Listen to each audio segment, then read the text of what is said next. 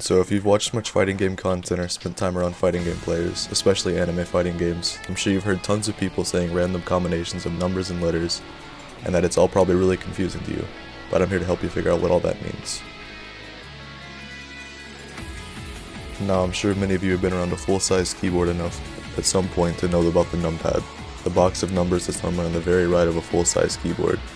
The way that a numpad is set up and what is being referred to when people are mentioning numbers when talking about inputs in a fighting game, this is known as numpad notation.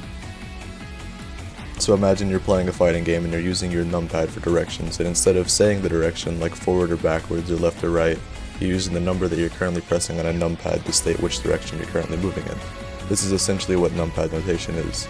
An important thing to note, and something that I think can confuse a lot of players, is that numpad notation is always referring to direction as if they're being performed by the player on the left side of the screen, known as player one side. So for example, say you're on right side and you're trying to use numpad notation to say you're walking forward. Your proper direction numerically is 4. Remember to think of it as if you're playing with a numpad for directions. Walking left is always going to be 4 if you're on the right. Same thing if you go to the left side. Walking right, your direction on the numpad is always going to be 6, and so on and so forth. So for an example, an extremely common one that you'll see is 236 plus an attack button.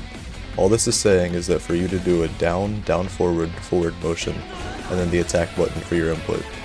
So even if you're on the right side, while you're technically doing a 214 input, in reference to the idea that numpad notation is always represented from the perspective of player 1 left side, you're still doing a 236 input. This is of course the same for doing an actual 214 input, which would be down, back plus your attack button.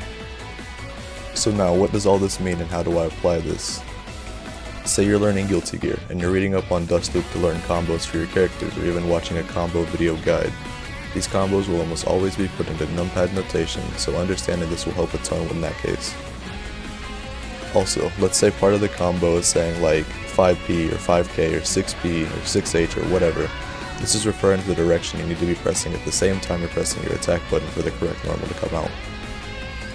And finally, I'd say one of the most useful things about numpad notation is being able to understand it, so when you're reading a combo, instead of having to memorize move names, you can simply look at a line of numpad notation plus attack buttons and be able to perform inputs and combos on a character you're not too familiar with, which is extremely helpful for learning a new character, either just to play them or just to lab versus some of their options to further your knowledge.